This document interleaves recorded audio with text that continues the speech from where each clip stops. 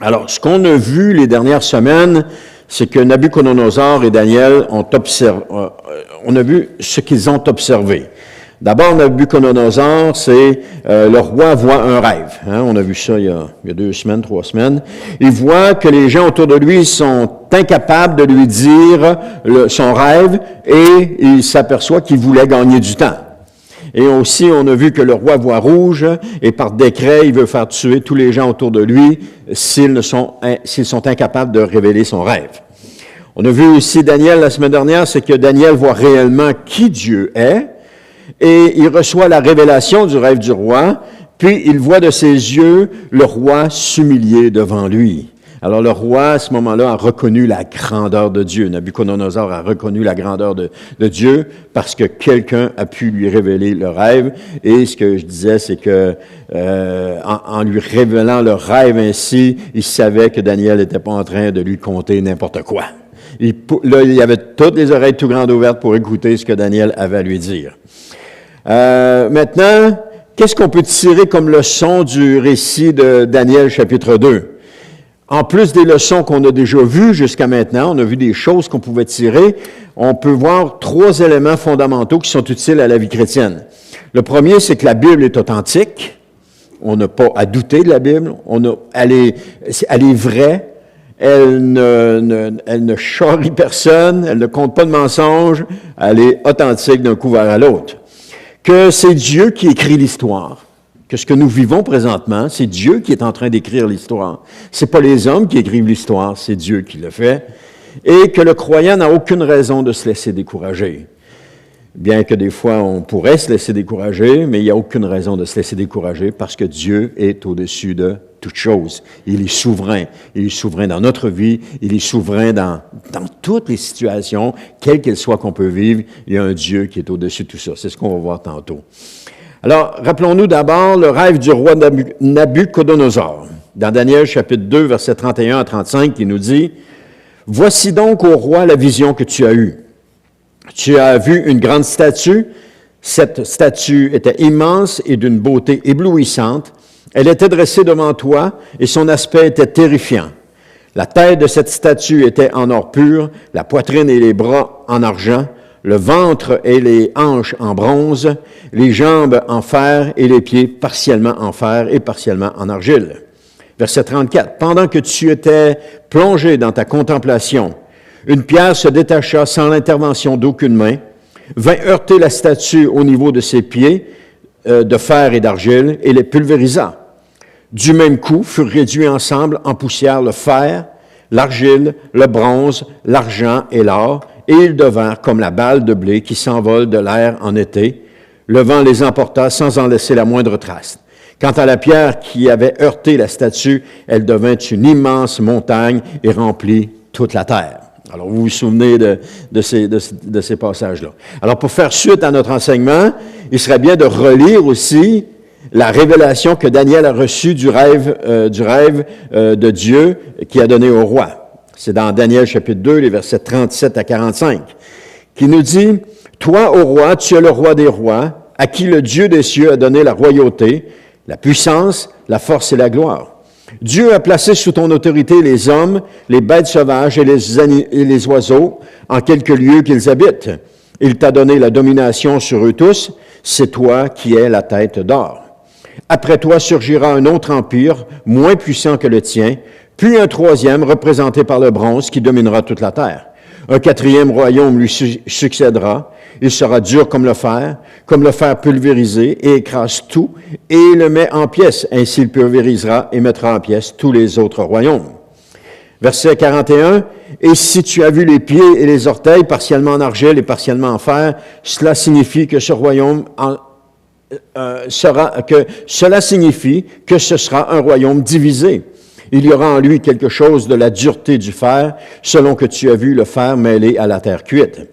Mais comme les orteils et les pieds étaient en partie de fer et en partie d'argile, ce royaume sera en partie fort et en partie fragile. Que tu aies vu le fer mêlé de terre cuite, cela signifie que les hommes chercheront à s'unir par des alliances, mais ils ne tiendront pas ensemble, pas plus que le fer ne tient à l'argile. À l'époque de ces rois-là, le Dieu des cieux suscitera un royaume qui ne sera jamais détruit et dont la souveraineté ne passera pas à un autre peuple. Il pulvérisera tous les royaumes, tous ces royaumes-là, et mettra un terme à leur existence, mais lui-même subsistera éternellement. Verset 45 et dernier. C'est ce que représente la pierre que tu as vue se détacher de la montagne sans l'intervention d'aucune main humaine pour venir pulvériser le fer, le bronze, l'argile, l'argent et l'or. Le grand Dieu a révélé au roi ce qui arrivera dans l'avenir. Et ce qu'annonce ce rêve est chose certaine et son interprétation est digne de foi. À l'époque, c'était quelque chose que Daniel faisait. Il révélait ce rêve-là, mais pour eux, il n'y avait aucune idée de ce qui allait se passer dans l'avenir. Ils avaient la révélation du rêve, mais il n'y avait aucune idée. Aujourd'hui, avec du recul, on peut s'apercevoir qu'est-ce qui s'est passé. Et c'est toujours la même chose. Dieu annonce des choses à l'avance. On peut essayer de deviner, mais on n'arrivera jamais à trouver. Mais une fois que c'est arrivé, avec du recul, on peut dire, ah, voilà, c'était vraiment ça que Dieu annonçait. Si on prend juste la naissance de Jésus, que la Vierge à Bethléem va naître, si les gens avaient cherché la Vierge enceinte à Bethléem, ils ne l'auraient jamais trouvée. Parce qu'elle ne vivait pas à Bethléem, elle vivait à Nazareth.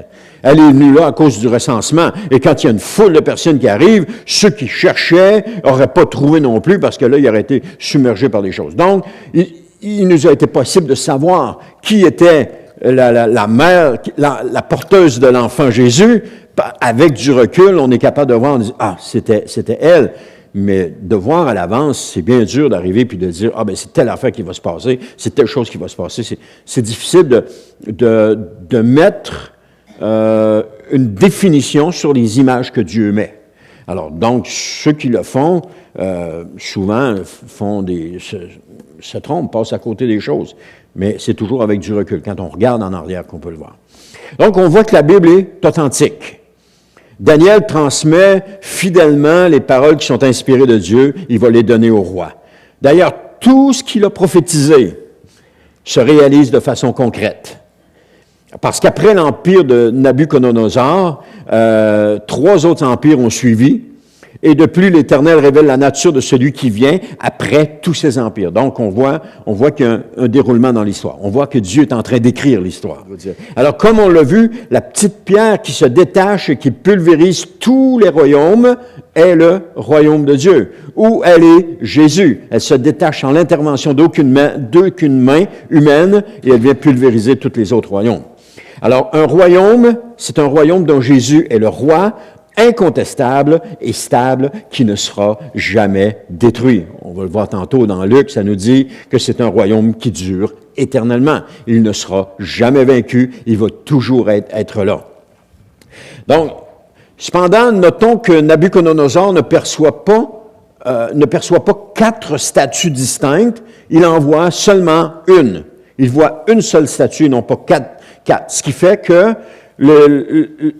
les royaumes qui ont suivi et les autres royaumes qui sont là ne représentent qu'un seul royaume parce qu'ils sont une suite du royaume de Nabuchodonosor. La statue est un, les royaumes qui suivent sont une suite, donc ils ne représentent qu'un seul royaume et c'est le royaume de ce monde. C'est les choses de ce monde, tout simplement.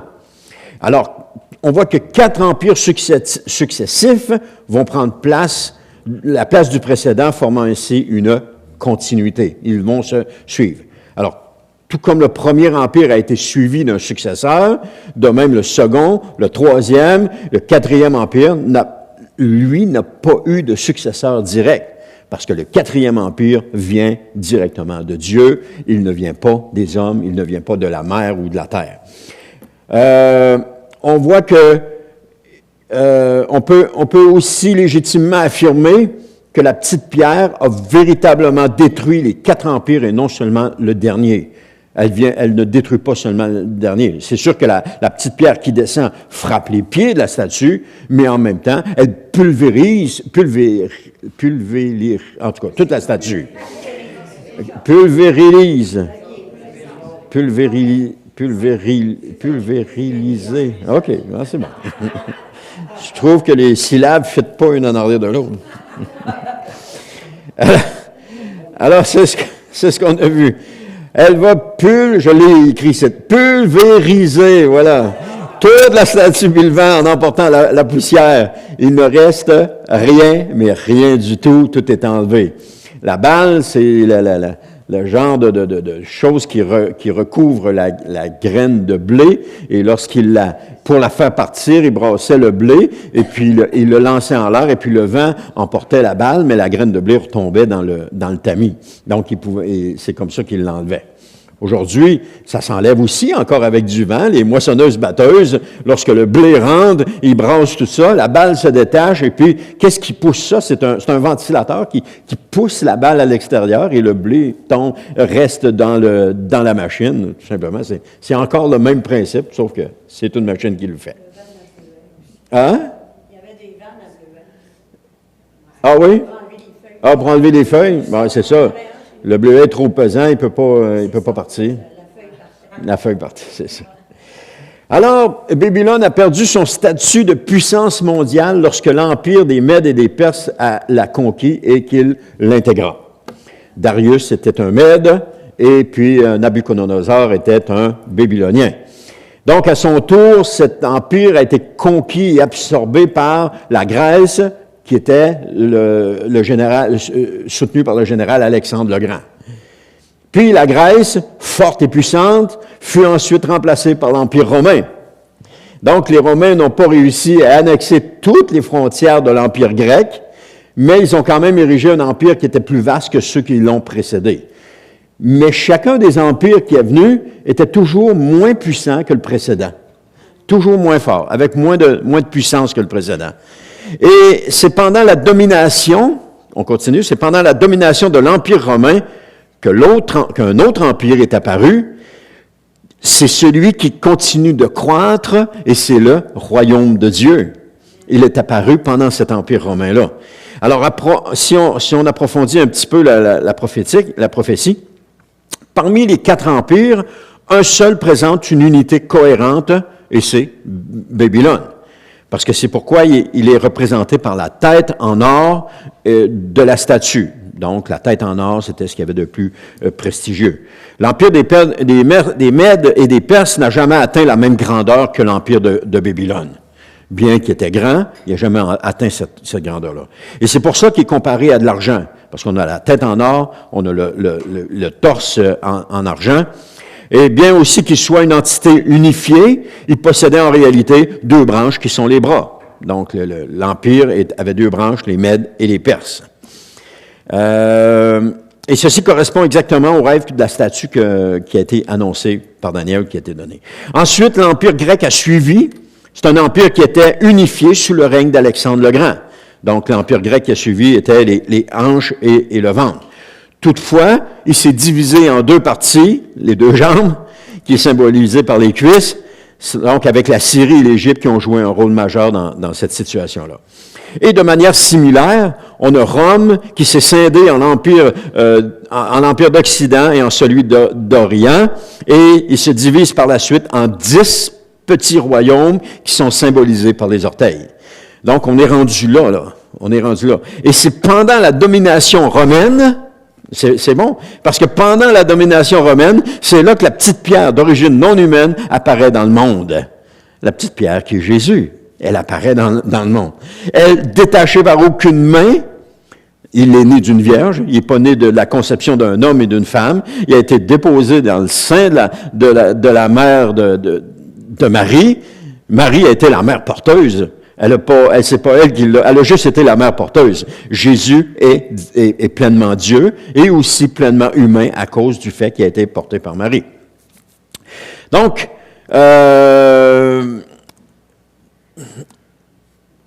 Jean 1,15 va nous dire, c'est Jean-Baptiste qui dit ça. Il dit, Jean, son témoin, a proclamé publiquement, voici celui dont je vous ai parlé lorsque j'ai dit, c'est celui qui vient après moi, m'a précédé car il existait déjà avant moi. Jésus est pas apparu, est pas né dans le monde pour la première fois, il existait déjà avant. C'est le miracle qui est là. Ça peut être difficile à comprendre, mais c'est le miracle qui est là. Jésus existait déjà avant. Jésus existe depuis toute éternité. Je pense que c'est dans Proverbes, ça dit, tu m'as créé la première de tes œuvres. Donc, mais en même temps, il dit créé, mais Jésus n'a pas été créé, Jésus a été engendré. Pourquoi engendré? Parce qu'il est de la même nature que Dieu. Nos enfants, on les a pas créés, on les a engendrés. Moi, j'ai pas travaillé de mes mains pour créer le visage de mes enfants. Ça a sorti du sol de même. On les a engendrés. Donc, ils sont de la même nature que nous, que chacun de nous. Nos enfants sont de la même nature que nous. C'est pas compliqué. On les regarde, on dit, lui, il ressemble à son père, ou elle ressemble à sa mère, ou lui, il ressemble à sa mère, etc. On voit les similitudes comme ça. Donc, sous l'apparence fragile du bébé de Bethléem, le Fils éternel de Dieu est venu établir son règne. Sous l'apparence d'un bébé, c'est quoi le mot? En tout cas, c'est vulnérable. D'un bébé vulnérable, il vient établir son règne. Les 4 premiers royaumes sont maintenant réduits en poussière. On ne les voit plus. Ils ont complètement disparu. Le Babylone, la Grèce, les Mèdes et les Perses, l'Empire romain sont réduits en poussière, ils ne sont plus là. Cependant, le royaume de Christ demeure encore. Et le royaume de Christ continue de croître sans cesse. Il continue de grandir. C'est Luc 1,33 qui nous dit, en parlant de Jésus, « Il régnera éternellement sur le peuple issu de Jacob, et son règne n'aura pas de fin. » C'est le dernier empire, c'est celui de Jésus. Un règne qui n'aura pas de fin. Un règne qui va perdurer pour toute l'éternité. Des royaumes, il y en aura plus, c'est seulement le royaume de Dieu qui va prendre place. Alors, tout se déroule exactement comme la révélation que Daniel a reçue de Dieu. Et quand Dieu s'exprime, la vérité émerge. On voit la vérité qui sort. Dieu ne ment pas. Le diable ment, mais quand Dieu parle, c'est la vérité. Il ne ment pas. Ce qu'il a déclaré sur votre vie, il va l'accomplir. Ce qu'il vous a dit, il va le faire. Il ne ment pas. Tout comme ce qu'il m'a dit, il va le faire. Dieu n'a pas intérêt à mentir ou à dire « Ah, j'ai fait une blague, c'était pas vrai. » Non, il n'a pas intérêt à mentir. Il le fait comme ça, il n'y a aucun intérêt. Alors, un chapitre comme celui-ci est conçu pour raviver notre confiance dans la parole de Dieu. Parce qu'on voit que le rêve que le roi a, la définition que Dieu donne à Daniel, et puis tous les événements, avec du recul, tous les événements, on voit que se sont tous réalisés. C'est 100% dans les prédictions pour Dieu. Il y a une note de 100%. Il ne s'est pas trompé. Et ça s'étire sur... Le livre de Daniel a été écrit aux environs de 500 avant Jésus-Christ. Je pense que c'est 536 avant Jésus-Christ qui est estimé que ce livre a été écrit. Donc, 500 ans avant que Jésus vienne au monde, le livre a été écrit. Donc, tous les événements qui se sont passés les uns après les autres, il n'y a pas un homme qui pouvait prédire ça. Il y avait seulement Dieu qui pouvait le faire. Alors, il devrait susciter en nous, comme je disais, une admiration profonde et nous inciter à placer notre confiance, une confiance inébranlable en Dieu. Une confiance qui ne peut pas changer parce que Dieu ne ment pas. Une confiance qui dépasse tout ce qu'on a pu expérimenter auparavant. Si on fait confiance aux hommes, on va être déçus. Parce que les hommes faillissent, manquent à leur parole, mentent aussi, et on va être déçus. Je travaillais dans une entreprise, et puis il y avait le gérant qui était dans l'entreprise, et puis le gérant aspirait à une chose, c'était un jour de pouvoir posséder cette entreprise-là. Il mettait toutes ses énergies là-dedans, il mettait toutes les heures de travail qu'il a mis dans l'entreprise, et puis il était le meilleur employé, là. Mais il mettait du temps parce que lui, il espérait un jour posséder ça. Et un matin, le patron est rentré. Certainement que le patron aurait été d'accord de lui vendre, de lui léguer, mais un matin, il est rentré, puis il a fait venir son gérant dans le bureau, et puis il lui a dit, c'est terminé. J'ai rencontré le comptable en fin de semaine, et puis on doit faire des restructurations parce qu'on n'arrivera pas. Et puis il m'a dit, j'ai demandé qu'est-ce qu'on devait faire. Il m'a dit, tu te débarrasses de ton plus gros salaire. Ça va être le seul moyen de t'en sortir. Alors, du jour au lendemain, le gars a été mis à la porte, et ça a été un choc pour lui. Mais en même temps, pour moi aussi, parce que quand je voyais ça, je voyais toute la situation, puis je me disais, il a mis toute son espérance dans cela. Il voulait ça, et du jour au lendemain, c'est fini, paf. Le patron aurait pu liquider d'autres personnes. Il aurait pu s'asseoir avec lui et dire, écoute, là, faut prendre des décisions. Non, il est rentré, il dit, dommage, au revoir, bye-bye. Et bon, le gars s'en est sorti, mais ça a été un choc. Et moi, ça m'a juste démontré, on ne peut pas faire confiance aux hommes. Même s'ils donnent des paroles, on ne peut pas faire confiance aux hommes. Parce que on est tous pareils, on ment. On ment ou on faillit à notre parole. Les circonstances changent et puis on va faillir à notre parole. Et personne ne fait exception à ça. Alors on ne peut pas mettre notre confiance dans les hommes comme on pourrait mettre dans le Seigneur. On sait que le Seigneur ne faillira pas à sa parole. Ça, on en a la conviction. Pourquoi? Parce qu'il l'a démontré dans le passé. Toutes les fois qu'il a dit quelque chose, il l'a accompli. Toutes les fois qu'il a promis quelque chose, ça s'est réalisé, il l'a fait. Alors, on sait qu'on peut faire confiance à Dieu avant de faire confiance à qui que ce soit. Une confiance qui dépasse tout ce qu'on a pu expérimenter auparavant. Les livres qu'on appelle apocalyptiques, comme le livre de Daniel et l'Apocalypse, ont pour but d'encourager les croyants à vivre qui vivaient la persécution.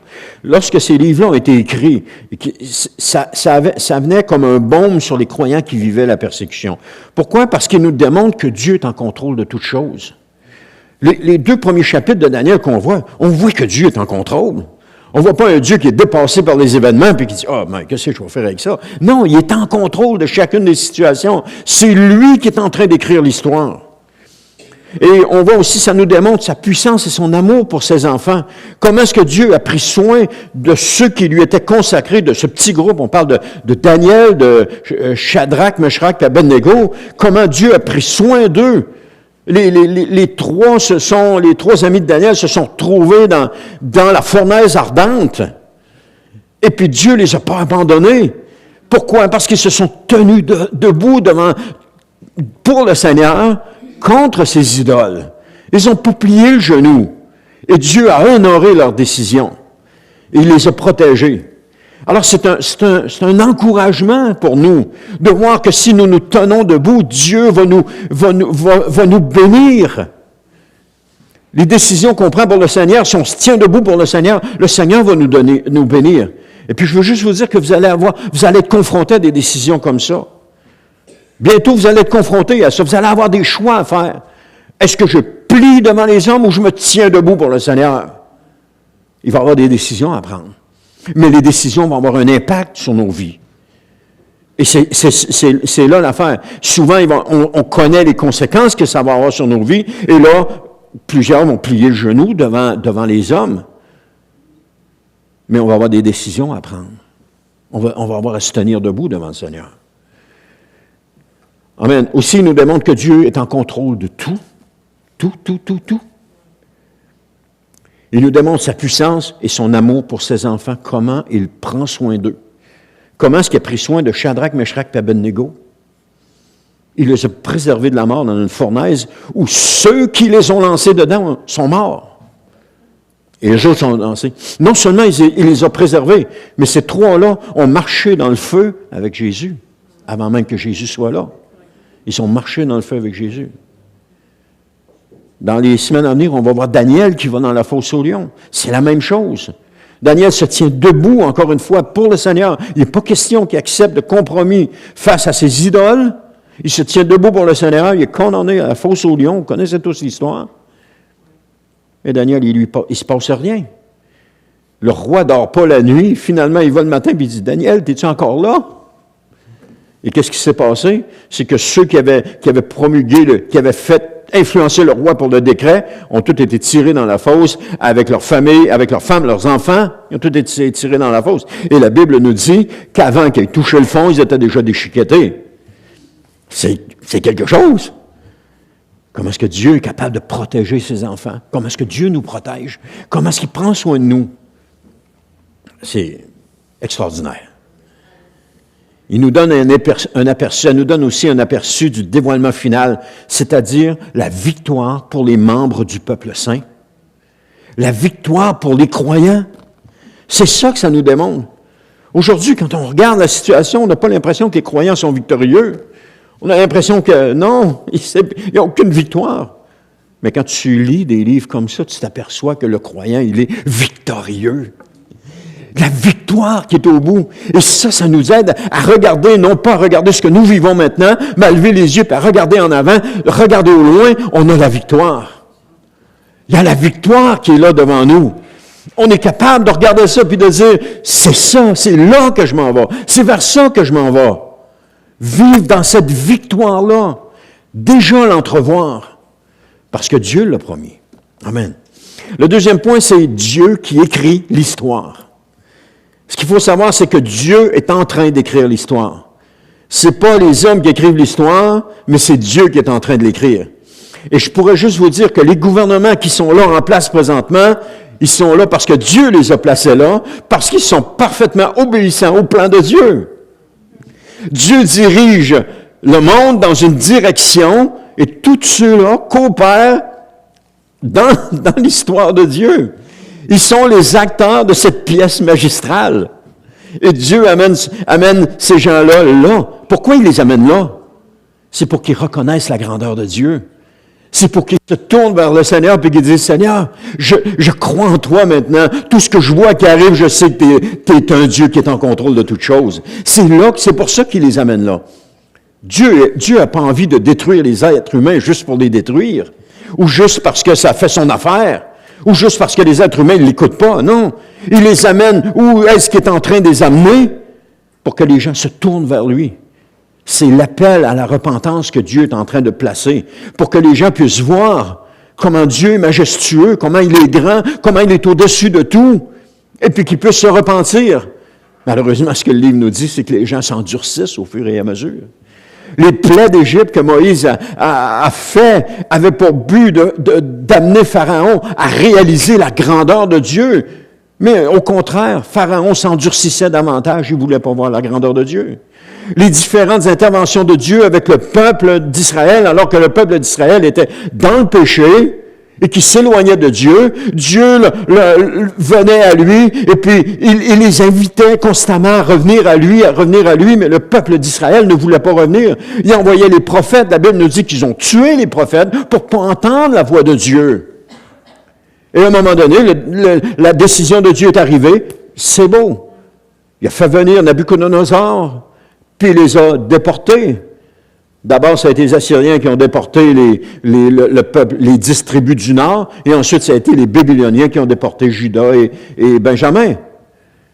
Mais le but de tout cela, c'était que les gens se repentent. Et c'est ça qu'on voit un peu dans le livre de Daniel. On voit qu'ils sont dans la terre de Babylone, et puis là, ils prennent conscience qu'ils ont péché contre Dieu. Savez-vous que quand ils sont revenus dans la terre, ils sont jamais retournés vers les idoles comme ils l'avaient fait? Ça a été fini, ça. Ils sont tournés dans d'autres péchés, mais ça a été fini, le thème des idoles, ça a été fini. Alors, Daniel a discerné que c'est Dieu lui-même qui renverse et qui établit les rois. On pense que notre vote va faire changer les choses. C'est Dieu qui les établit. C'est Dieu qui établit les rois. Amen. Daniel, chapitre 2, verset 21. C'est pour ça qu'il ne faut pas critiquer les autorités en place par rapport à ce qu'ils sont en train de faire, parce qu'ils coopèrent dans le plan de Dieu à 100% pour amener l'humanité là où Dieu les a amenés. Alors, Daniel, chapitre 2, verset 21 nous dit, « Il fait changer les temps et modifie les circonstances. Il renverse les rois et établit les rois. Il donne la sagesse aux sages et à ceux qui savent comprendre, il accorde la connaissance. » C'est Dieu qui fait tout ça. C'est Dieu qui fait toutes choses. Et je disais que les gouvernements qu'on a, c'est Dieu qui les a établis. C'est lui qui les a établis là. Ils sont là, non pas pour accomplir leur agenda, mais celui de Dieu. Amen. Parce que l'humanité se dirige vers sa fin. Mais Dieu la conduit. Si vous êtes au fait de ce qui se passe dans le monde, cela devrait vous encourager parce que Dieu est en contrôle de toutes choses. Des fois, on dit, là, il y a une menace qui plane, là. Il y a un nouveau virus qu'on appelle X, là, qui s'en vient, là, puis qui ça va être une pandémie. Dieu est en contrôle de toutes choses. On n'a pas à avoir peur de ça. On n'a pas à craindre ces choses-là. Dieu est en contrôle de toutes choses. Ça, c'est des choses pour faire peur au monde. Mais Dieu est en contrôle de toutes choses. Le chrétien n'a pas à avoir peur de ces choses-là. Dieu est en contrôle de toutes choses. Dieu est le guide de l'histoire. Et c'est vraiment extraordinaire de voir ça. Alors que le monde est terrifié par les mauvaises nouvelles qui lui arrivent quotidiennement, qui sont lancées les unes après les autres, sans arrêt. Le monde est terrifié de ces choses-là. Mais le croyant n'a pas été terrifié de ces choses-là. Le croyant a la parole de Dieu qui lui dit, « Regarde, tu vas avoir la vie éternelle. Arrête de craindre, arrête d'avoir peur. Fais-moi confiance, accroche-toi à moi, tiens-toi après moi, lâche-moi pas. Puis tu vas avoir la vie éternelle. » C'est dans Matthieu, ça dit, « Celui qui persévérera jusqu'au bout sera sauvé. » Persévérer jusqu'au bout, s'accrocher à Jésus, pas le lâcher, lui faire confiance, toute chose qui arrive. Le Seigneur est celui qui prend soin de moi. Les desseins de Dieu s'accomplissent malgré des événements tout aussi déconcertants et effrayants que ceux de l'époque des empires mentionnés précédemment. Le plan de Dieu est en train de s'accomplir. Et ça devrait nous encourager, ou en tout cas nous donner confiance. Tout ce qui doit survenir se prépare inéluctablement. J'ai voulu sortir un gros mot. Alors, tout ce qui doit survenir se prépare conformément à la volonté de Dieu. Inéluctablement. Conformément à la volonté de Dieu. Ça, c'est Dieu qui le fait. Il continue de régner, d'interchanger, puis il continue d'être éternel. Pas d'interchanger, d'inchanger, il ne change pas. Il continue. On ne doit pas mettre notre confiance dans un sauveur humain. Il y a des gens qui regardent ça et disent « Ah, Donald Trump, c'est celui qui va nous sauver. » Non! C'est pas lui qui va sauver l'humanité. Le sauveur de l'humanité, il est déjà venu, il s'appelle Jésus. C'est Jésus qui nous sauve. Trump, il ne nous donnera pas l'éternité, bien qu'il ait des qualités, il ne nous donnera pas l'éternité. C'est Jésus qui nous donne l'éternité. Le combat actuel, c'est pour l'éternité, c'est pas pour la vie sur la terre aujourd'hui. C'est pour notre éternité, là où Dieu nous appelle. Alors un jour, il va revenir pour nous prendre avec lui. Mais en attendant, persévérons dans l'attente et soyons forts. Soyons forts. Le troisième point, puis le dernier point, c'est le croyant n'a aucune raison de se laisser décourager, parce que Christ est le rocher. Et pour moi, c'est la meilleure partie du message ici. Parce que Christ a établi un royaume et il exerce sa souveraineté. On ne voit pas ça de nos yeux encore, mais il le fait. Ce n'est pas un royaume dans le sens politique du terme, parce que Jésus a déclaré dans Jean chapitre 18, verset 36, Jésus lui répondit, « Mon royaume n'est pas de ce monde. Si mon royaume était de ce monde, mes serviteurs seraient battus pour que je ne tombe pas aux mains des Juifs. Non, réellement, mon royaume n'est pas ici. » Et il explique la nature de ce royaume. On voit ça dans Luc, chapitre 17, verset 21. On ne dira pas, « Venez, il est ici » ou « Il est là », car notez-le bien, le royaume de Dieu est parmi nous. Le royaume de Dieu, il est parmi nous. Il est parmi ce monde.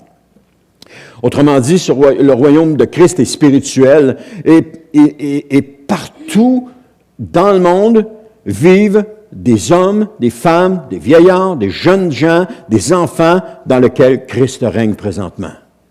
Le royaume de Dieu, il est partout sur la terre. Jésus avait dit à la Samaritaine, il dit, en vérité, je te le dis, c'est pas sur cette montagne ou à Jérusalem que vous allez adorer en esprit et en vérité.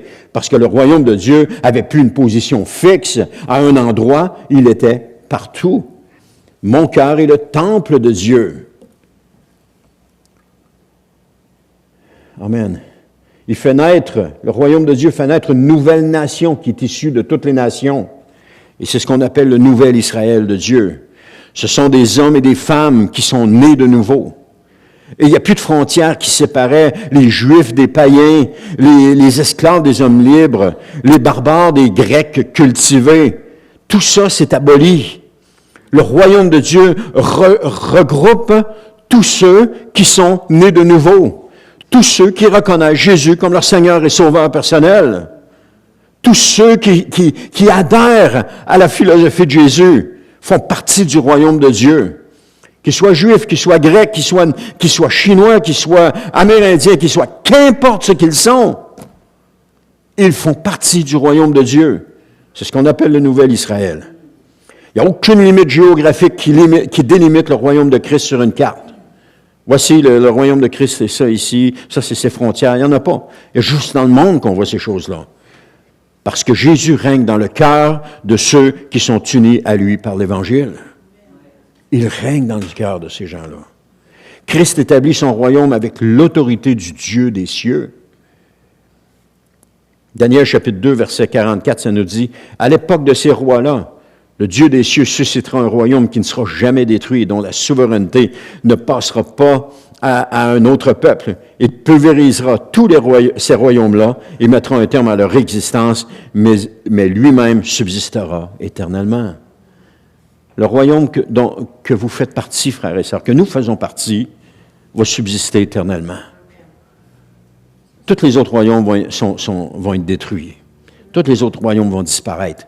Mais seul le royaume de Dieu va subsister éternellement. Il n'y en aura pas d'autre. Alors vous faites partie du bon royaume. Vous êtes à la bonne place.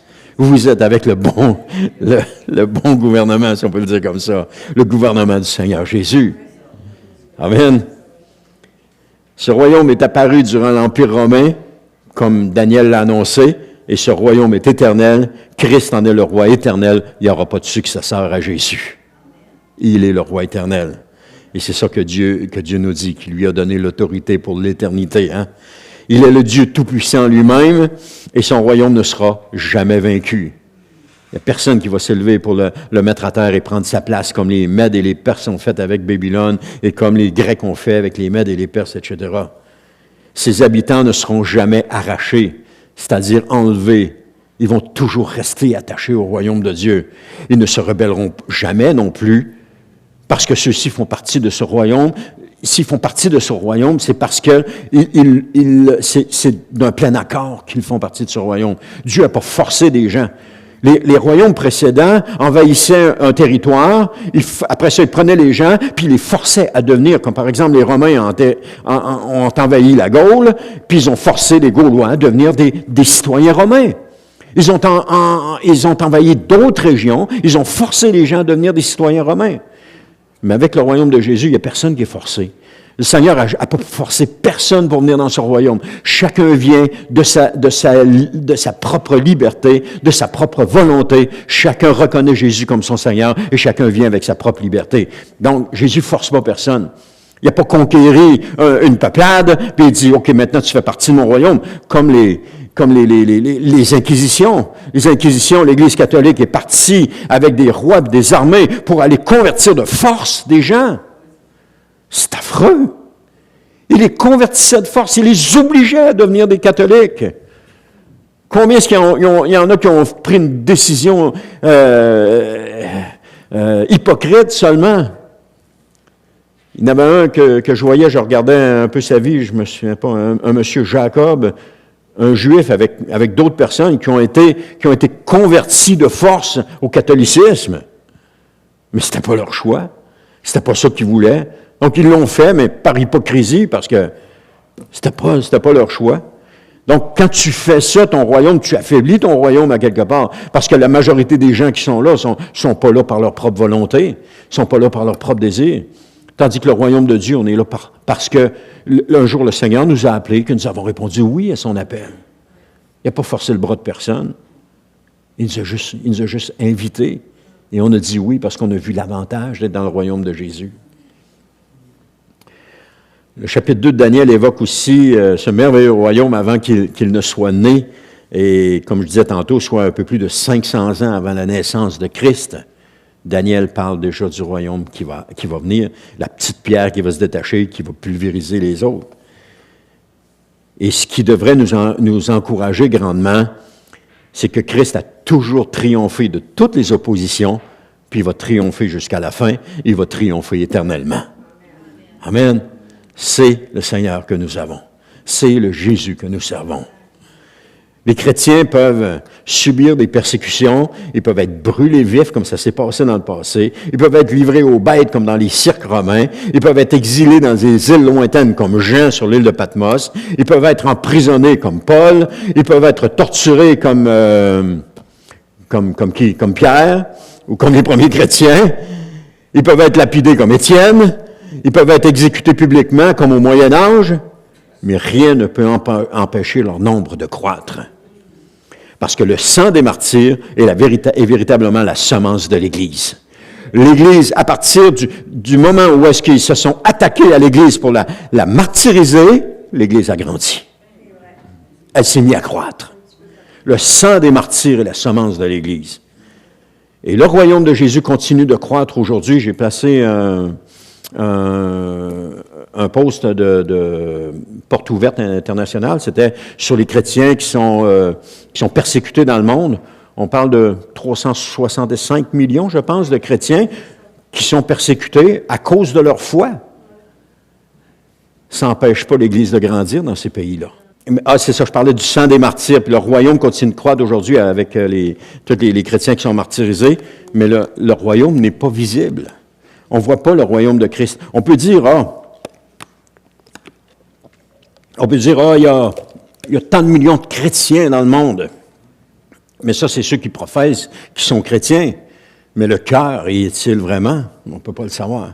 Il y a juste Jésus qui sait à qui sont ceux qui lui appartiennent, à cause de leur cœur, à cause qu'ils ont décidé de suivre Jésus puis de ne pas se laisser détourner par aucune idole, de ne pas accepter de compromis dans leur vie. Autrement dit, ils ont décidé de suivre Jésus, de mettre Jésus comme numéro 1 dans leur vie, de le mettre au centre de leur vie et que toute leur vie tourne autour de Jésus. Mais ça, on ne peut pas le voir. On ne peut pas le voir. Parce que ce qu'on affirme, ce n'est pas toujours ce qui est dans notre cœur. On ne peut pas le voir. Jésus seul le voit. Amen.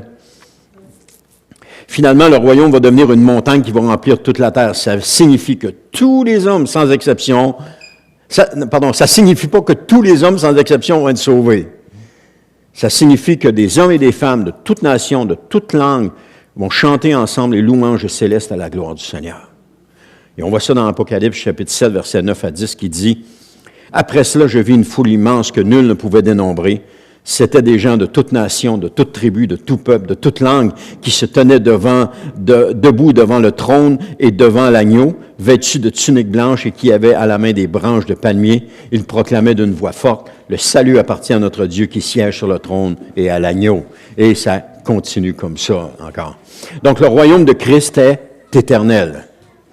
Et le jour viendra où toute autorité, toute dénomination et toute puissance vont être anéanties. Et on voit ça dans 1 Corinthiens, chapitre 15, verset 24, qui dit « Puis viendra la fin, lorsque Christ remettra la royauté à Dieu le Père, après avoir réduit à l'impuissance toute domination, toute autorité et toute puissance hostile. » Seule la domination de Christ va demeurer. C'est la seule qui va demeurer. Alors vous avez choisi le bon. Amen. Vous avez choisi le bon. Vous n'êtes pas trompés. Amen. Des fois, on dit, je me suis encore trompé. Non, ce coup-là, vous n'êtes pas trompé. Vous avez choisi le bon. Il s'appelle Jésus. Et son royaume ne sera jamais détruit. Tout l'univers va reconnaître sa souveraineté.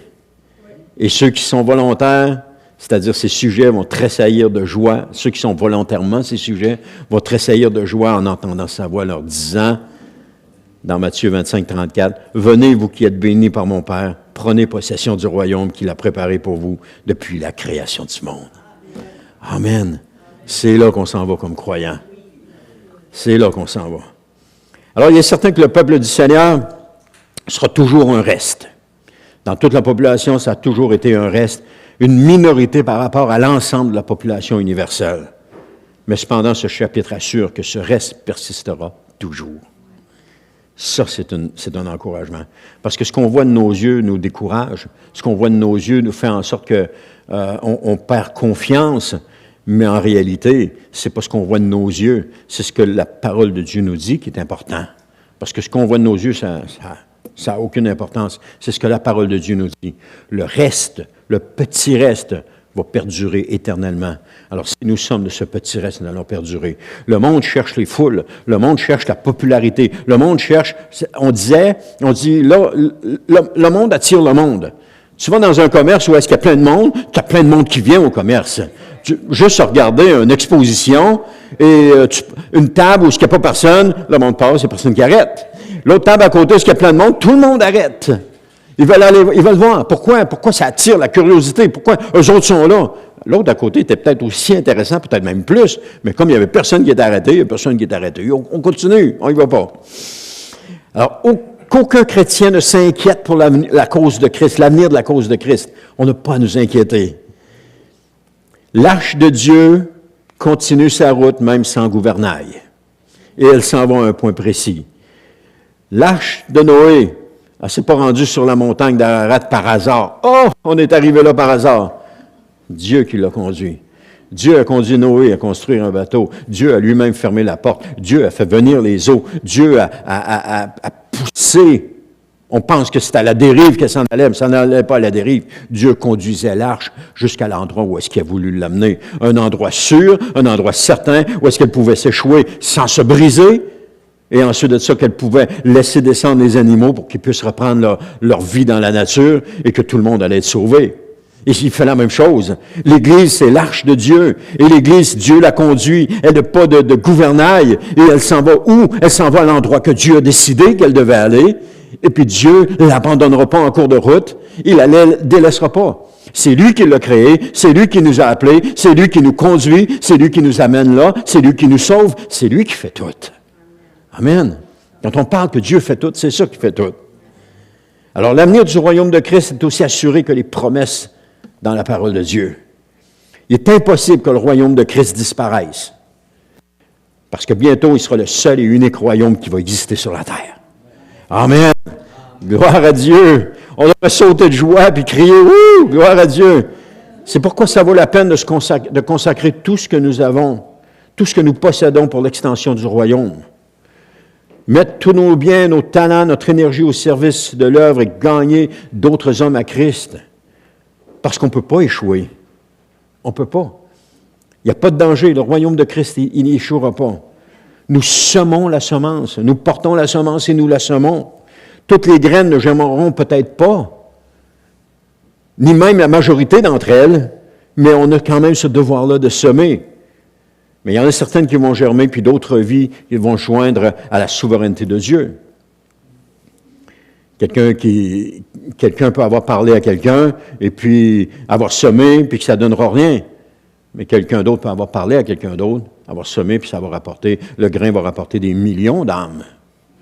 Quelqu'un disait, c'est qui a parlé du Seigneur à Billy Graham? On ne le sait pas. Mais on a vu l'œuvre de Billy Graham, par exemple. Mais on ne sait pas qui c'est qui a parlé du Seigneur. On ne sait pas qui c'est qui l'a conduit au Seigneur. Et puis c'est mieux comme ça, hein, parce qu'on aurait tendance à élever cette personne-là. Hein? Amen. On ne sait pas qui c'est qui nous... Même moi, je ne sais pas qui vous a conduit au Seigneur. Mais une chose est sûre, vous êtes là aujourd'hui. Et c'est ça qui compte. Alors quel bonheur que de faire partie d'un tel royaume, le royaume de Jésus. Quelle horreur que d'être exclu éternellement pour avoir refusé de croire et de se repentir.